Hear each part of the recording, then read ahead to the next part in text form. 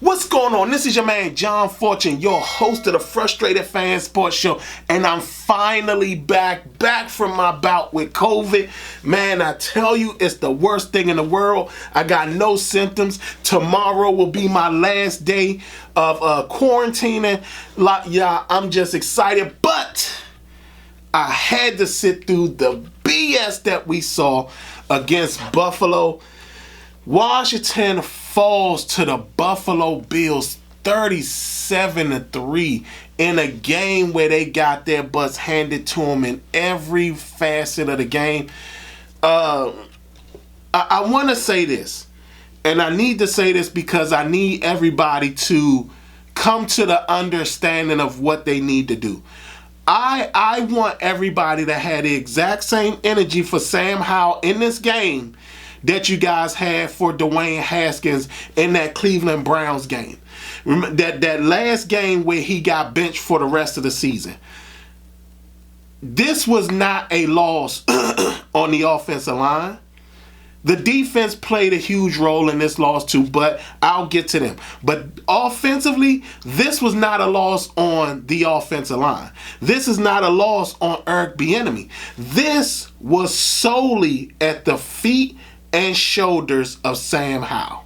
Sam Howell, for anybody who's played football, who knows football and things like that, we've seen players like this before. And we've seen situations happen to guys like this before. What we saw was a guy that the game was too big for. Sam Howell should have been benched after the second interception. The very first interception, it was so crazy because I'm watching the game. His very first interception, the first thing I said was, how did he miss Bernard as big as day in the passing lane? How did he miss him? Because there was no way to miss Bernard. It was obvious what Bernard was doing. Obvious. And Sam sat up there and did it. Then his second interception was his fault. And understand this. Sam Howell was horrid this game. Horrid. And he should have been benched in this game. All that talk of him, he needed to learn, and this was something he needed to learn, and he needed to stand again. No, he should have been benched. He would have learned more being benched than he did playing in the game. And the reason why I say that is because Sam Howell was flustered the whole game. That seeing ghosts, he was seeing ghosts in this game. Sam Howell wasn't even not only was he not making proper decisions, he wasn't really paying attention to anything. He wasn't scanning the field. He wasn't paying attention to what the defense was giving him. All Sam Howell did was stick on one route, and that was it. He did not look at anything else. That's why, if you paid attention, no other receiver, you saw Dotson catch a pass. There were a lot of guys that caught passes, but you didn't see them make plays. Not only that, Sam Howell held onto the ball for a very long time. He was holding onto the ball way too long. And understand this, a lot of what was going on was just Sam Howell holding the ball. The offensive line, it might have been maybe one real play, and that was the Leonard Floyd play where Leonard Floyd just beat Andrew Wiley off the edge like it was nothing. But other than that, that was clearly the only real play that you saw where the offensive line was actually at fault. Sam Howell held the ball. Sam Howell was waiting Instead of anticipating throws, Sam Howell was waiting for receivers to be open. That's why he threw so many of those interceptions. Like the Bernard play, that was one where he held the ball and waited to throw the ball instead of throwing the ball before the receiver broke his route. The Antonio Gibson play, the exact same thing. He should have thrown it before Antonio Gibson turned around. The play in the end zone, Curtis Samuel.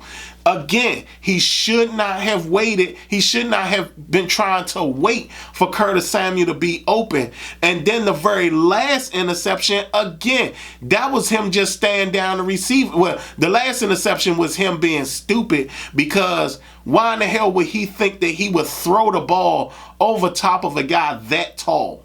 Like that was just a blatant stupid play. But again, everybody needs to understand that this was a Sam Howell loss.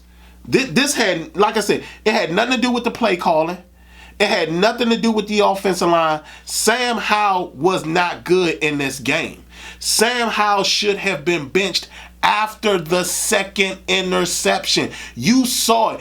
Even though he has like a steady face, you could tell in his play that he was completely flustered. There were times where he had the opportunity to run and he chose not to run.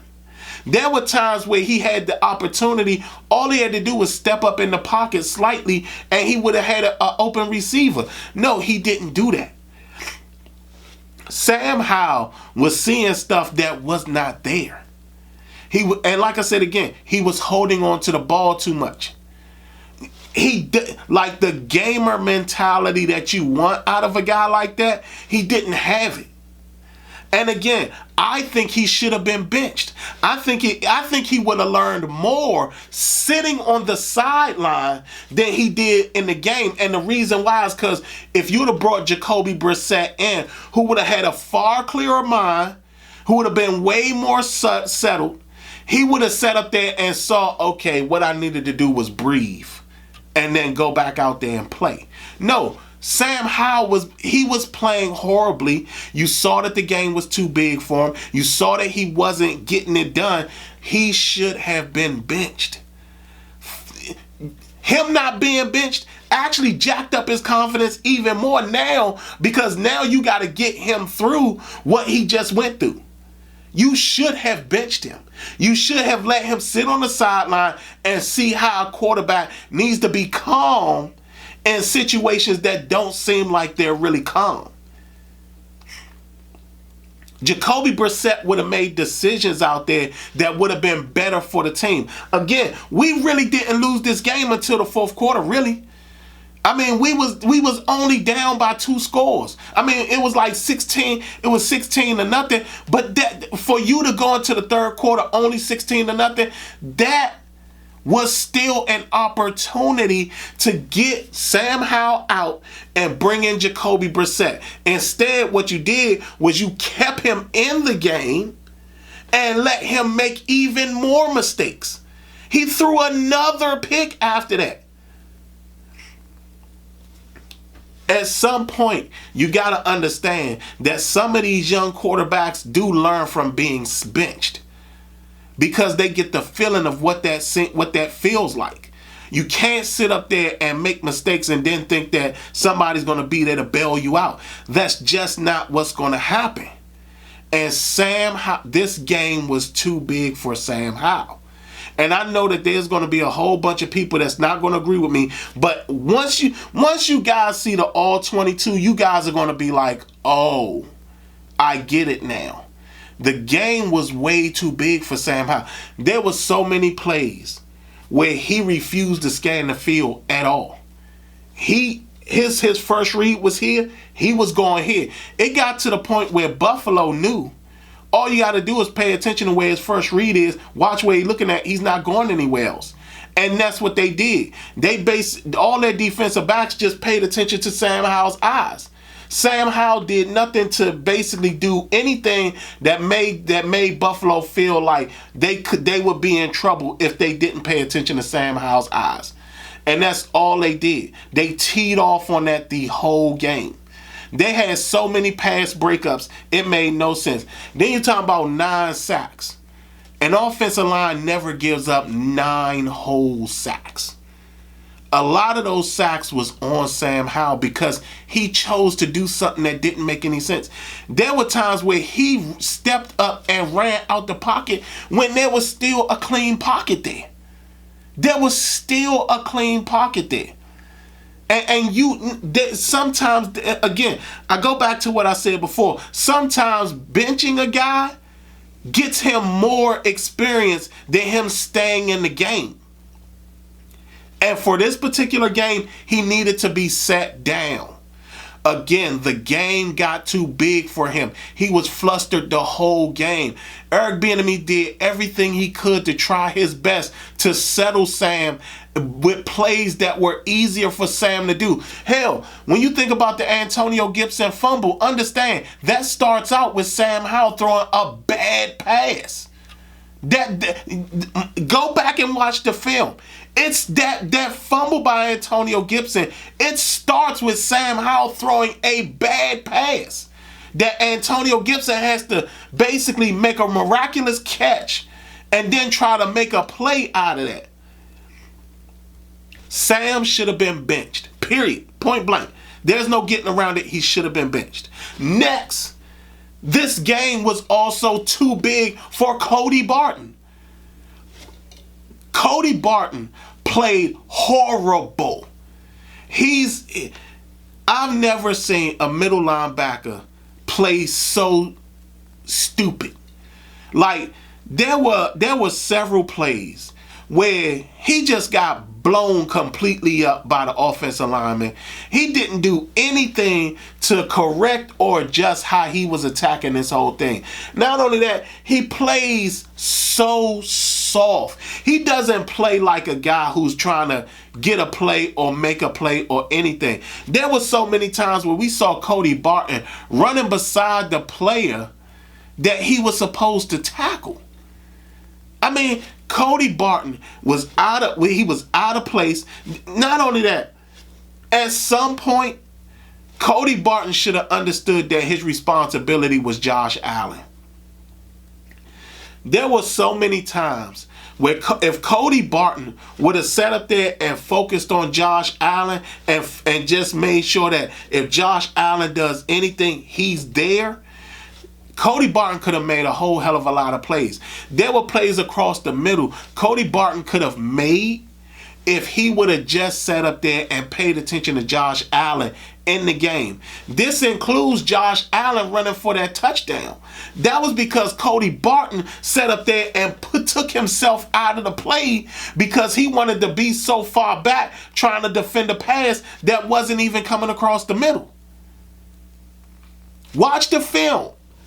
Cody Barton played terrible in this game. Not only that, at some point Jack made an adjustment, but it was too late and it was the wrong adjustment. Now, it wasn't the wrong adjustment. He needed to add another element to the adjustment. He should have went to that Cinco package. Not only that, he should have made the corners play far more aggressive because there's nothing Buffalo does offensively that makes you really and honestly fear them offensively. Like, there were a lot of times that if you pay attention to the game very well, there were times where Buffalo, all you had to do was jam their receivers and that would have ended the play altogether. There were times where Buffalo has this stupid stacking that they do with their receivers where they'll have their receivers stacked behind each other and they're basically running routes right behind each other.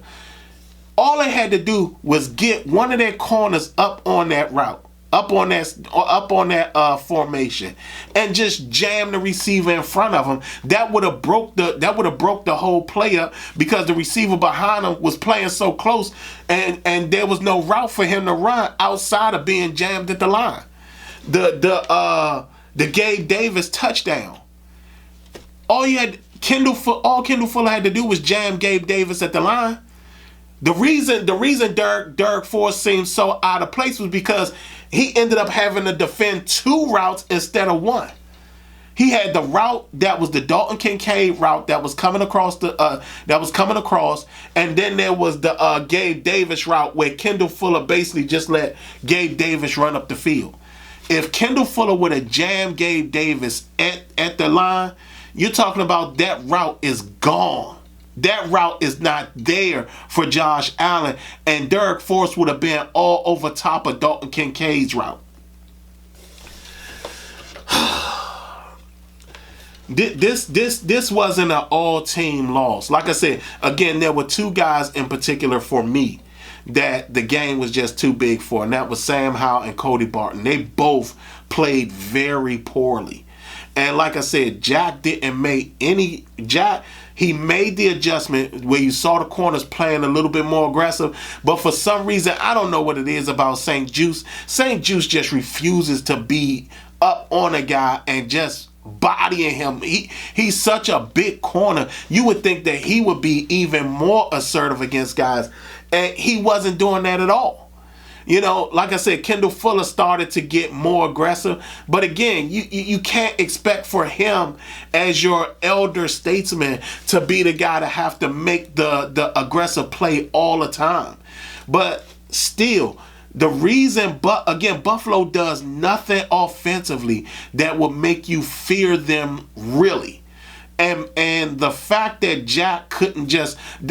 Buffalo is susceptible to strong corner play, which is why they lost to the Jets. And not only strong corner play, but aggressive corner play. So you got to understand, if Buffalo plays anybody, when they play... In fact, a good example, they're going to see Miami next. Their corners play very aggressively. We're going to see Buffalo lose that game. I can tell you that Buffalo will lose that game because of the fact that Miami's secondary plays far more aggressive than Washington's secondary did this game. So, like I said, Sam Howell played poorly. Offensively, this was all Sam Howell.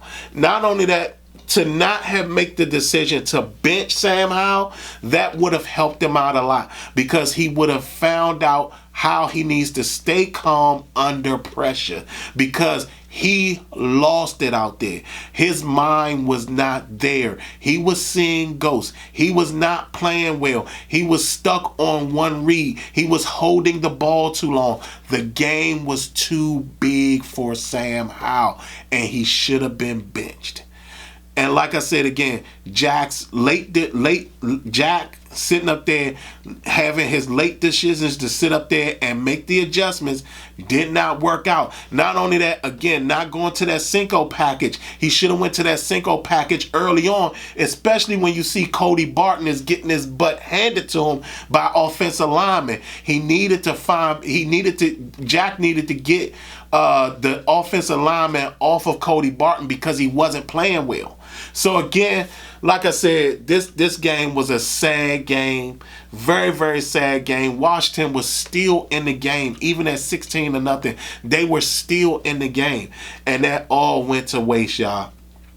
Y'all tell me what y'all think. Do y'all put all this on the hands of all this on the shoulders and the feet of Sam Howell? Understand, he didn't play well and he should have been benched. But do you put it all at the feet of him? Because again, all those interceptions, those were all him. Those weren't anybody else. They weren't tip balls, none of that. That was all his interceptions. A lot of those sacks was all his sacks. Y'all tell me what y'all think. What were y'all thoughts on this game? Other than that, your man is back from COVID, baby.